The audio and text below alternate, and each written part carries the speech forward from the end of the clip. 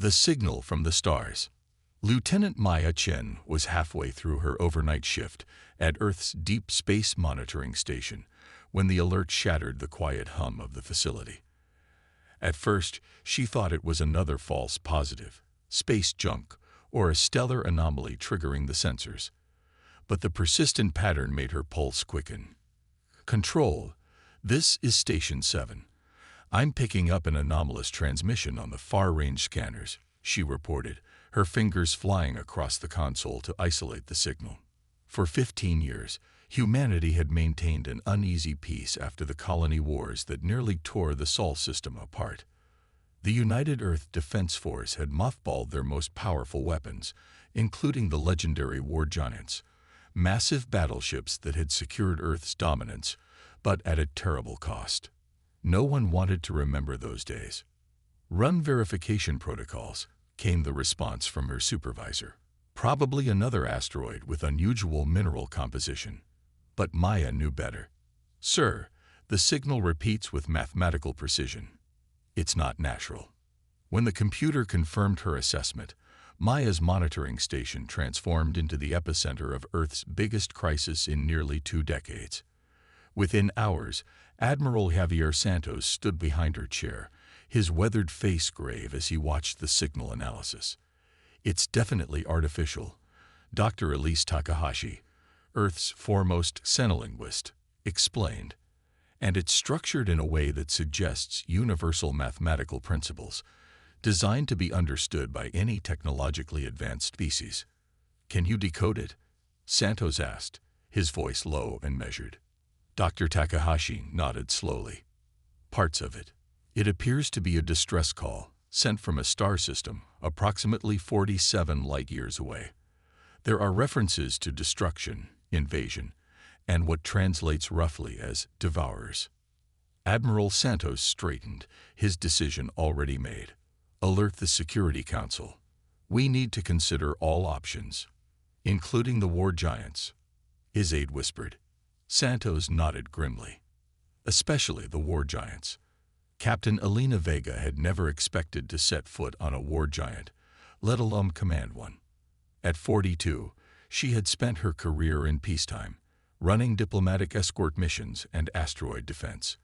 When the summons came, she had been teaching naval strategy at the academy. Now she stood in the massive hangar beneath Phobos, Mars's larger moon, staring up at the colossal form of the UEAS Thunderhead.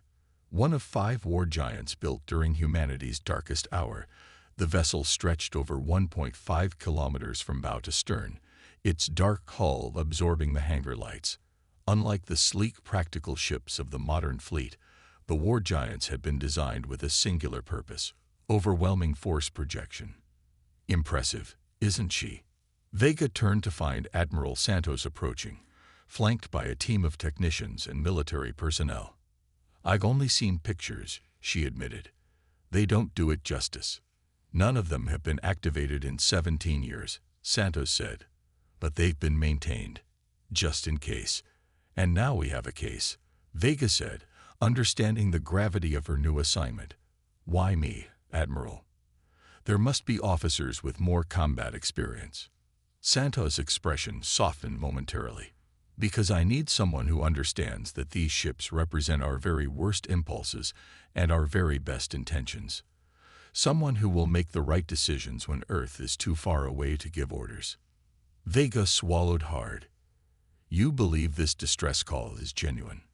"I believe we can't afford to ignore it," Santos replied.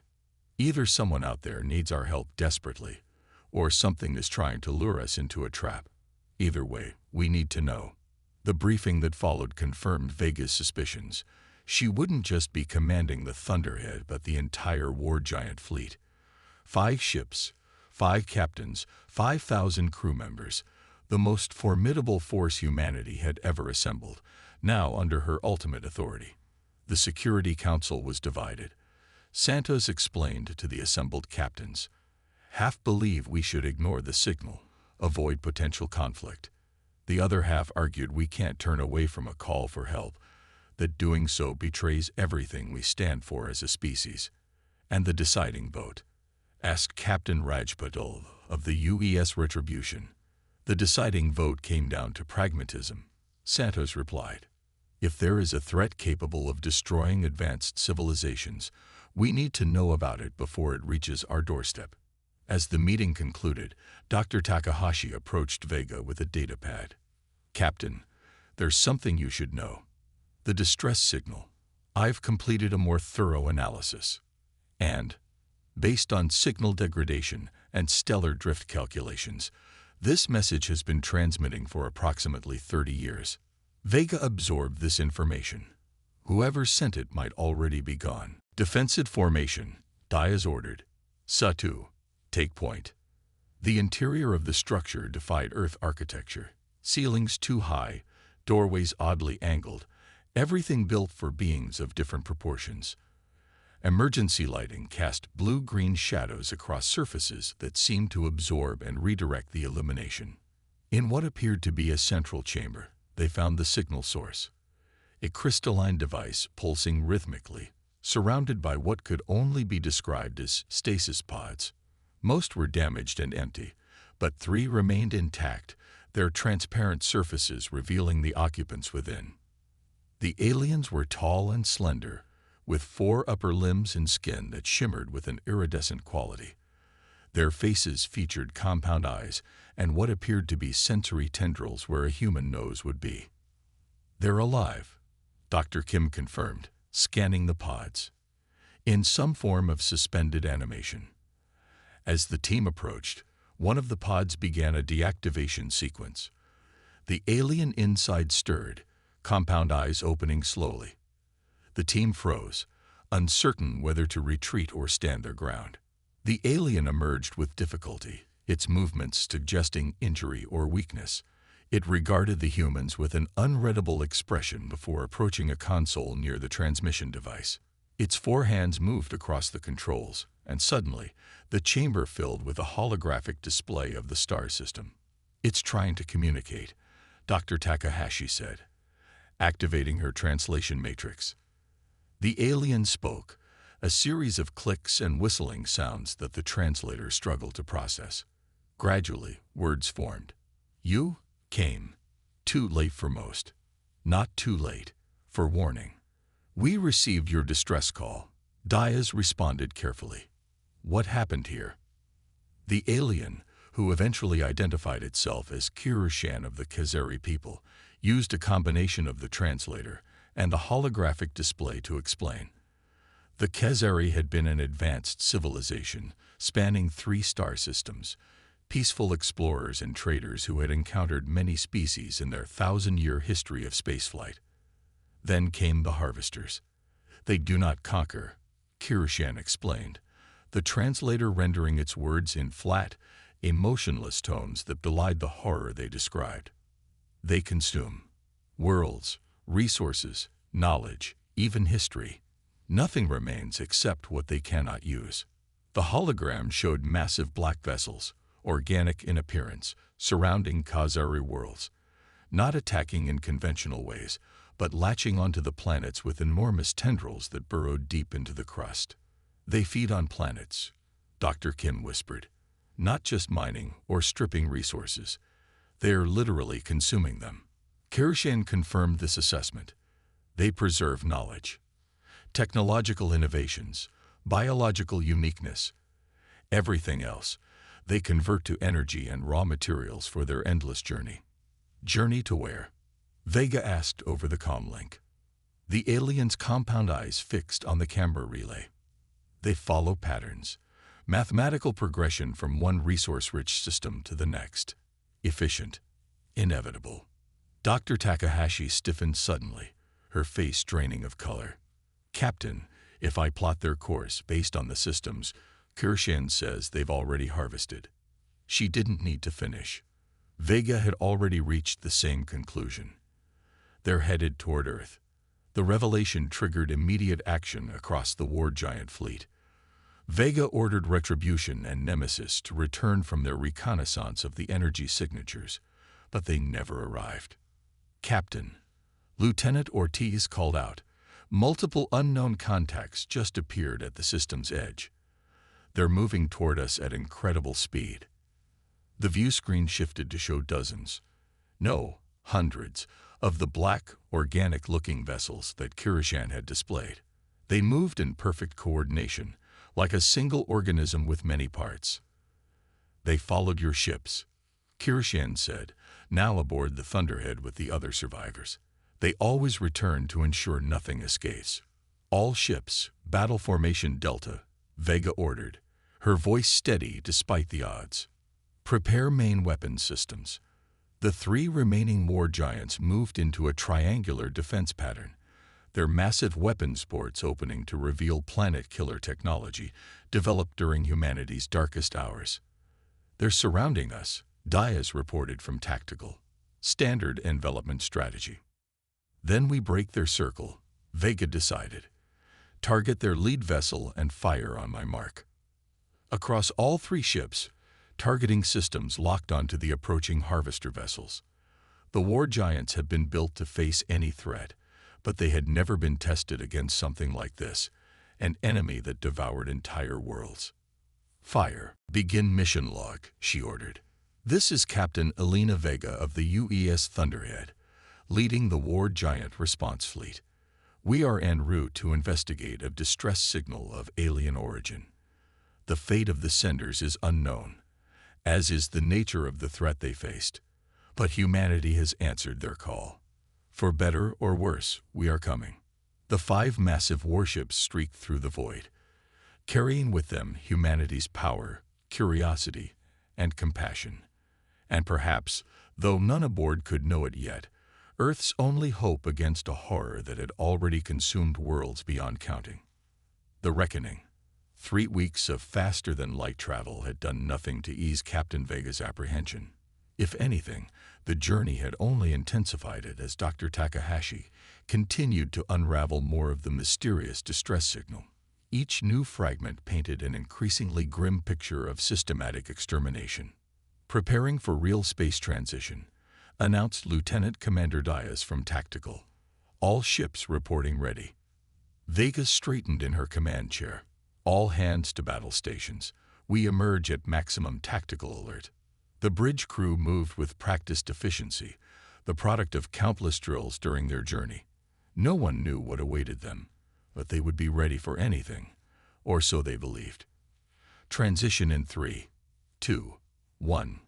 Reality reasserted itself in a disorienting rush as the 5 war giants erupted into the Kepler 442 system.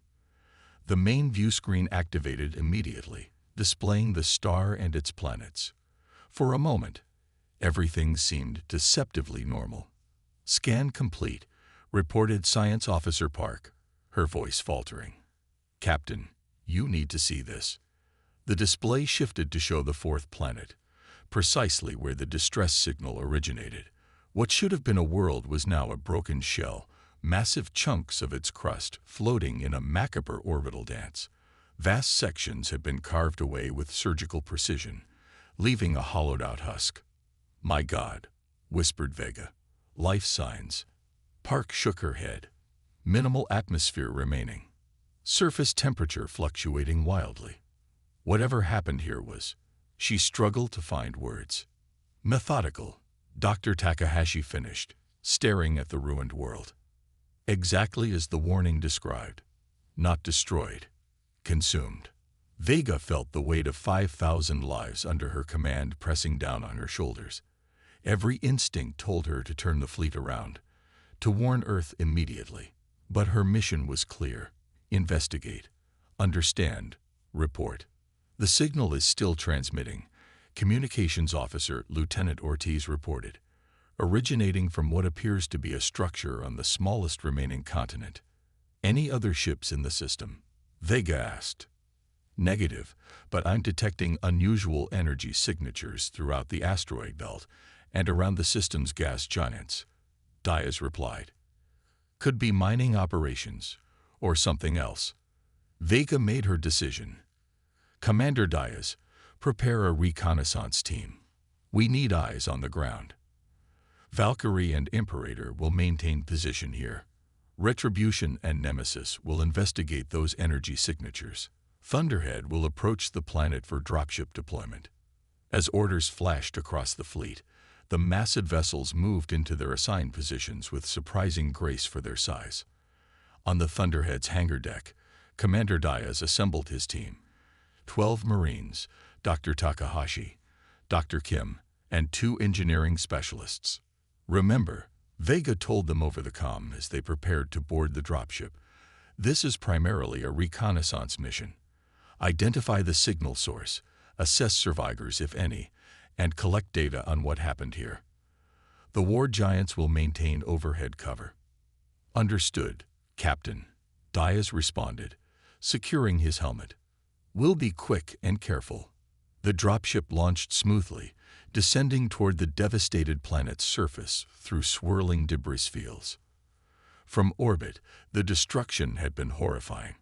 Up close, it was incomprehensible. This wasn't a natural disaster or even conventional warfare, Dr. Kim observed as they approached. Look at those cut patterns.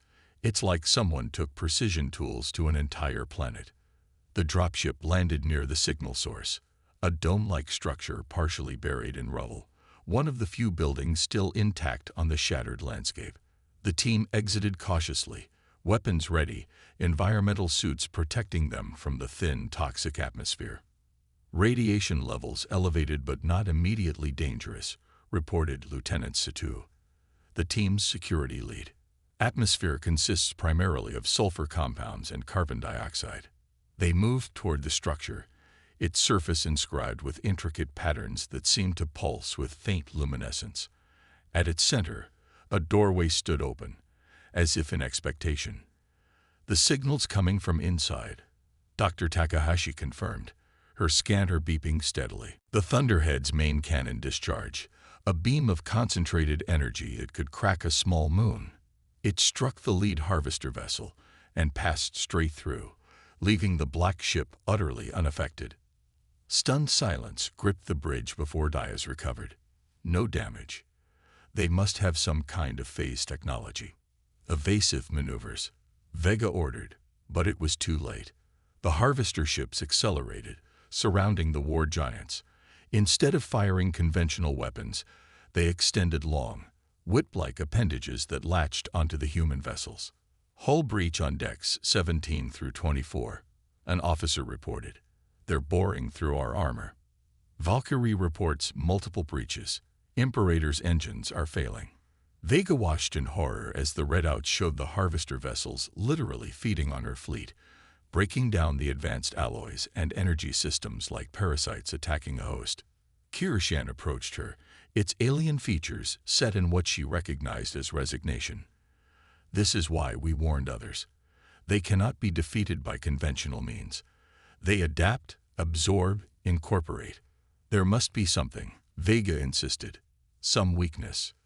The alien hesitated before responding. There is one possibility. Our scientists theorized, but we never had time to implement. It quickly explained a desperate plan. The harvesters were essentially a collective organism, connected through some form of quantum entanglement. Their individual vessels were merely extensions of a single consciousness. If you could disrupt that connection at its fundamental level. Vega understood immediately. A cascading quantum pulse through their network. It would require sacrificing your ships, Kirishan warned. Initiating a catastrophic reactor overload precisely calibrated to their quantum frequency. Vega looked around her bridge at the officers who had volunteered for a mission of peace and discovery now facing annihilation. Then she thought of Earth, unknowingly next in the path of these world devourers. Her decision was immediate. Send the quantum frequency data to all ships. Prepare for simultaneous reactor overload on my command. As crew members rushed to implement the desperate plan, Vega opened a fleet-wide channel. This is Captain Vega. The threat we face cannot be allowed to reach Earth. Our mission has changed. We are no longer here to investigate, but to prevent. The war giants were built to ensure humanity's survival. Today we fulfill that purpose, though not in the way their creators imagined. She paused, feeling the weight of 5,000 lives in her hands. All personnel to escape pods. Automated systems will handle the reactor overload sequence. I repeat, all personnel to escape pods immediately. But even as she gave the order, Vega knew the truth. The escape pods would never outrun what was coming. The harvesters would simply collect them one by one. Better a quick end than the fate Kiroshan had described for captured species. Belay that, she amended, her voice steady. All hands remain at stations. We go together, ensuring these creatures never reach our home. Throughout the 3 remaining war giants, crews stood at their posts, resolute in the face of the end. They had awakened Earth's greatest weapons in the hope of helping others. Instead, they would die preventing an unimaginable threat from reaching humanity. Reactors primed for quantum pulse, reported Chief Engineer Zhao, her voice calm despite everything. Calibrated to the harvester frequency. Valkyrie and Imperator confirm ready, added Lieutenant Ortiz. Vega took one last look at the view screen, where the harvester ships swarmed around them, still feeding on their hulls, oblivious to what was about to happen. For Earth, she said simply, and pressed the command. 47 light-years away, Earth's deep space monitoring stations detected a massive energy surge from the direction of Kepler 442.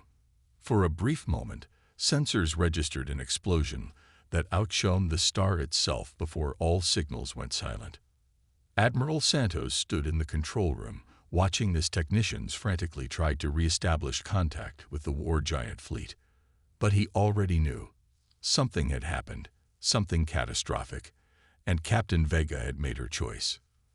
3 days later, as hope for any communication from the fleet faded, a single automated probe arrived at the edge of the Sol system. It carried only 2 things: a complete data package detailing everything the war giants had discovered about the harvesters, and a quantum frequency disruptor designed to protect Earth from the threat Vega and her crew had sacrificed everything to stop. The probe's final message was brief. The war giants have fallen. But in falling, they ensured that what devoured the Khazari will never reach Earth. We answered a call from the stars and found both horror and hope. Use what we've sent. Prepare. Protect. Remember, in the years that followed, humanity built a new fleet based on the quantum technology Vega's sacrifice had provided. When the harvesters finally arrived at the edge of the Sol system decades later, they found not easy prey but a civilization armed with the perfect weapon against them. A civilization warned and ready, thanks to those who answered a desperate signal from across the stars. An alien SOS had awakened Earth's war giants, and though those giants perished, their legacy ensured that humanity would survive to build giants of its own, not just of war, but of peace, protection, and the promise that what happened to the Khazari would never happen again to any species within humanity's reach. The galaxy had burned, but from those ashes, something unprecedented emerged. A shield for all life, born from the sacrifice of 5,000 souls who ventured into the darkness knowing they might never return.